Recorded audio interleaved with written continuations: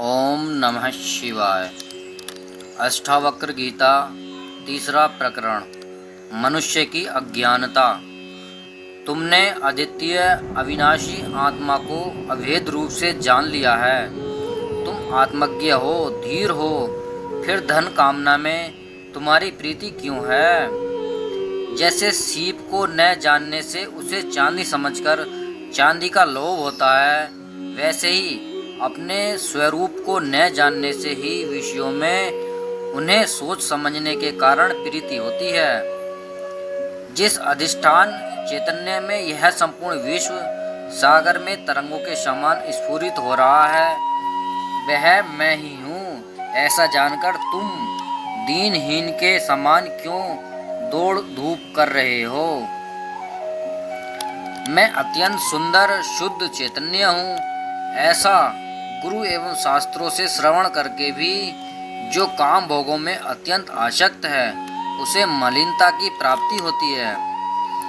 यह बड़े आश्चर्य की बात है कि संपूर्ण दृश्य पदार्थों में अपने को और अपने में समस्त दृश्य पदार्थों को जानने वाले विवेकशील पुरुषों के चित्त में भी ममता बनी रह जाती है।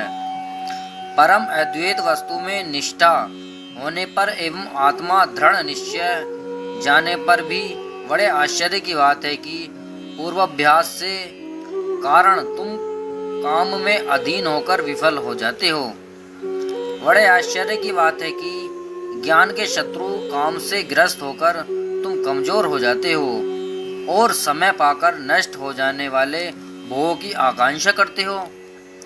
नित्यातिथ्य वस्तु विवेकी लौकिक पारलौकिक भोगों से विरक्त एवं मोक्ष पुरुष भी मोक्ष से संसार के छूट जाने से डरता है। यह बड़े आश्चर्य की बात है। धीर पुरुष भोग अथवा पीड़ा पाकर भी सर्वथा केवल आत्मदृष्टि रखता है। वह न दुष्ट होता है न रुष्ट होता है। महापुरुष तो कर्मों में लगे हुए अपने शरीर को दूसरे के शरीर के समान समझता है। स्तुति या निंदा से उसे क्षोभ क्यों होगा? स्थिर प्रज्ञ एवं आश्चर्य रहित पुरुष इस विश्व को जादू का खेल समझता है। मौत को सामने देखकर भी भला वह क्यों डरेगा? जिस महात्मा पुरुष का चित्त मोक्ष पद के लिए भी विचलित नहीं होता, उस आत्मज्ञान तृप्त की समता भला किसके साथ की जा सकती है? जो सहज ही यह जानता है कि यह संपूर्ण दृश्य वस्तुतः कुछ नहीं है, वह स्थित प्रज्ञ भला यह क्यों देखने लगा कि यह ग्राह्य और यह त्याज्य है?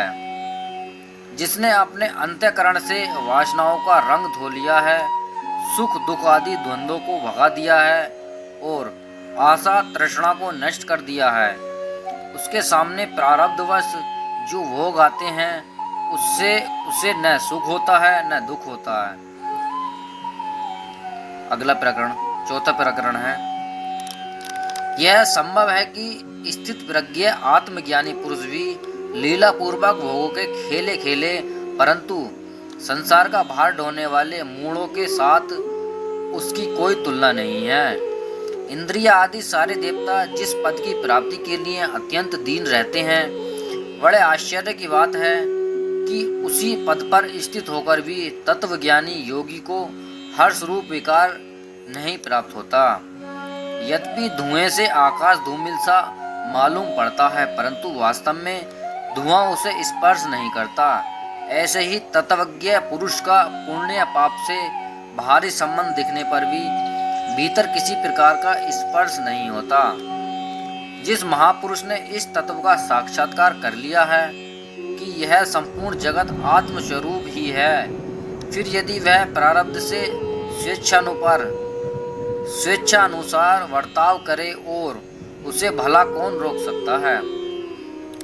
ब्रह्मा से तिनके तक 4 प्रकार के प्राणियों में एकमात्र तत्रव्य पुरुष की यह शक्ति है कि वह इच्छा और अनिच्छा दोनों का त्याग कर सके। विषयी जीव तो इच्छा का त्याग नहीं कर सकते और निर्विकल्प समाधि की निष्ठा में तत्पर योगी अनिच्छा का परित्याग नहीं कर सकते। निष्काम स्वरूप में स्थित केवल तत्वज्ञ भी भाव भावात्मक दोनों स्थितियों को प्रतिमात्र जानता है। यही इच्छा अनिच्छा का त्याग है। कोई बिरला पुरुष ही आत्मा और ब्रह्म की एकता को जानता है, इसलिए वह सब कुछ कर सकता है, उसे कहीं भी कोई भी भय नहीं होता। पांचवा प्रकरण। किसी भी वस्तु के साथ तुम्हारा तादात्म्य नहीं है, तुम स्वयं शुद्ध हो, फिर क्या छोड़ना चाहते हो। व्यक्ति अथवा समशिष्ट शरीरों को इसी प्रकार विचार कर द्वारा छोड़ते हुए तुम मुक्त हो जाओ। जैसे समुद्र से बुलबुले उठते हैं, वैसे ही तुमसे ये दृश्य पदार्थ उदय हो रहे हैं। इस प्रकार एकमात्र आत्मसत्ता को ही जानकर तुम मुक्त हो जाओ। यद्यपि जगत प्रत्यक्ष दिख रहा है, तथापि तुम्हारे शुद्ध स्वरूप में इसका अस्तित्व नहीं है। यह तो ब्रह्मवश रज्जु में संपर्क के समान दिखने लगा है। ऐसा निश्चय करके तुम मुक्त हो जाओ। तुम पूर्ण हो। तुम यह जानकर कि सुख दुख आशा निराशा और जीवन मृत्यु समान ही हैं, मुक्त हो जाओ। छठा प्रकरण। मैं आकाश के समान अनंत हूँ और प्रकृति जगत घटक के समान है, यही ज्ञान है। ऐसी अवस्था में न तो इस जगत का त्याग है, न ग्रहण है, और न तो लय ही है। अंततः देश की दृष्टि से अल्प देश नहीं होता। मैं महासमुद्र के समान हूँ और यह प्रपंच तरंग के समान यदि ज्ञान है, ऐसी अवस्था में न तो इस प्रपंच का त्याग है, न ग्रहण है, और न तो लय ही है। कारण की दृष्टि से कार्य पृथक नहीं होता। मैं सीप के समान हूँ और मुझ में रजत के समान विश्व की कल्पना हुई है, यही ज्ञान है। ऐसी स्थिति में न जगत का त्याग है, न ग्रहण है, और न तो लय ही है। यहाँ जगत को आत्मा का विवर्तन बतलाया है। भ्रांतिंजय कार्य कारण आदि भाव नहीं होते। मैं समस्त भूतों में हूँ और सब भूत मुझ में हैं। सीप में रजत के समान है, यही ज्ञान है। ऐसी अवस्था में इस जगत का न त्याग है, न ग्रहण है, और न तो लय ही है। सातवां प्रकरण। मुझ अनंत महासमुद्र में मन की वायु से प्रेरित होकर जगत रूप नौका इधर उधर घूमती रहती है।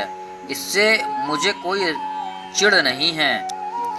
मुझ अनंत महासमुद्र में यह जगत की तरंग स्वभाव से ही उठे या न उठे, न तो इससे मेरी वृद्धि होती है और न कोई क्षति। मुझ अनंत महासमुद्र में यह विश्व केवल कल्पना मात्र है। मैं अत्यंत शांत और नाम रूप से रहित हूँ, यही मेरी निष्ठा है। शरीर आदि में मैं आत्मा नहीं हूँ और न तो मुझे अनंत शुद्धात्मा शरीर आदि ही है। अतः मुझ में न तो आसक्ति है, न स्पृहा है। मैं परम शांत हूँ, यही मेरी निष्ठा है। कैसा आश्चर्य है कि मैं केवल चित्त स्वरूप हूँ और यह जगत इंद्रजाल के समान है। अब मुझे क्यों और किसके त्यागज्य और ग्रहण की कल्पना हो। आठवां प्रकरण। जब चित्त कुछ चाहता है, किसी के लिए शोक करता है और किसी वस्तु छोड़ता पकड़ता है और किसी वस्तु से रुष्ट एवं तुष्ट होता है, तभी बंधन है। जब चित्त चाह शोक त्याग ग्रहण हर्ष और रोष से रहित होता है, तभी मुक्ति है। जब चित्त किन्हीं दृष्टियों में आसक्त है, तब बंधन है। जब चित्त किसी भी दृष्टि में आसक्त नहीं है, तब मोक्ष है। जब अहम भाव का बाध है, तब मोक्ष है। जब कहीं भी अहम भाव है, तब बंधन है। ऐसा जानकर अपेक्षा से न तो किसी को पकड़ो और न छोड़ो।